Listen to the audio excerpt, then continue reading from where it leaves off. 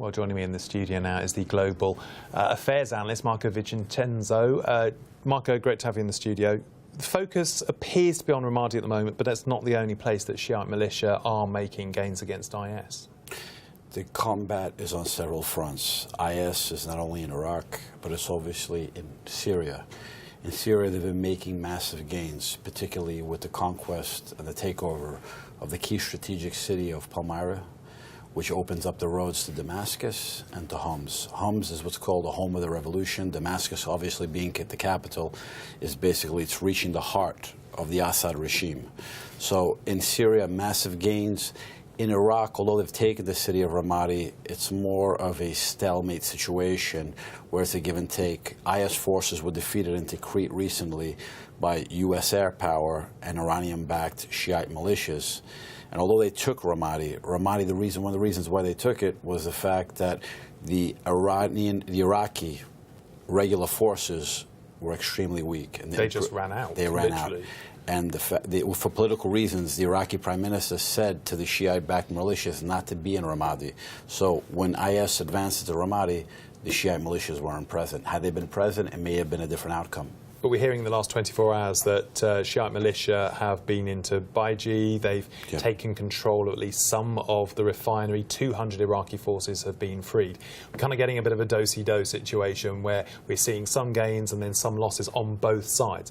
You mentioned the word stalemate. Is that where we're at the moment? It's a broad stalemate. They're fighting on lines that give and take. In terms of Baiji, the oil refinery in Baiji, it's an oil refinery that supplies energy to the city of Baghdad. Which it would do. It hasn't been in operation since June last year. But it's not one that impacts international oil markets. The ones that impact the international oil markets are in the south, in Basra. So as a result, it doesn't really impact the price of oil at the present time. But Iranian forces are also, Iranian elements, perhaps we can call them, are actually helping out Iraqi forces, Iraqi government forces and the militias in Baiji with resupply. So we're in the middle of the heat of the battle right now, but it seems it's in an area of give and take. It's not exactly fluid. While in Syria, on the other part, outside of Iraq, IS have been making massive gains, and the Assad regime is definitely in a dangerous situation, in a risky situation. We've seen a lot of activity in places like Siddiqui and Madik. These are towns nearby to Ramadi. Why? Do you think we're sort of getting close to a position where perhaps these Shiite militias will make a bid to retake the town? And more importantly, do you think all these airstrikes that are taking place nearby making any difference?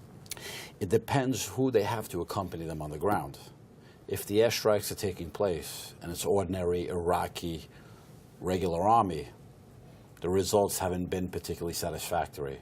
If it's U.S. airstrikes and you have Iranian-backed Shiite militias on the ground fighting, they're very much committed, they're very much dedicated, and they have a sense of mission, many of them being volunteers.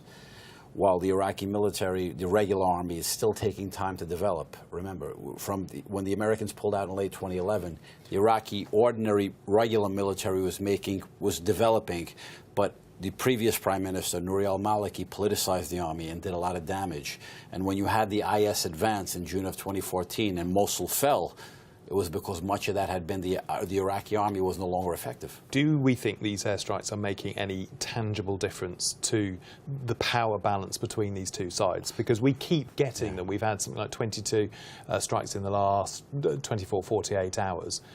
It doesn't seem to be swinging the pendulum one way or another. All air power can do is thwart and sort of stop and the advances of ISIS. But if it's not accompanied by advances by effective forces on the ground, they have a limited impact. So their effectiveness in the air is as effective as the ground performance on the ground. For that reason, as I was saying, regular military has not been effective. If they're supporting advances and moves by Shiite-backed militias on the ground, if done in a coordinated fashion, it'll have an impact. But without that ground support, air support is limited. That leads us to another problem, or at least an issue. You've got the Shiites in a mainly Sunni area of Iraq. They are backed by Iran. You've got loads of different sides going on. Is it is it going to take somebody like the United States to move in, or the Saudis to move in, to really make a significant difference in this fight against IS? In the fight against IS, one of the better things to do, and the central government Baghdad has not done, is to supply the local tribes in helping to fight ISIS forces, and they refused to do it till now. If they don't do it, and it's purely the Shiite militias, that'll help stoke sectarian tensions in Anbar province, which is predominantly Sunni. And in advance of that, now almost completely controlled by IS. Complete. And not only that, is the fact that it'll help fulfill the narrative of ISIS. So unless the Iraqi government helps to supply, to arm local Sunni tribes in coordination with the Shiite militias to work in tandem, to help create an Iraqi-wide national narrative. Unless that takes place, what's taking place on the ground right now will have a limited impact.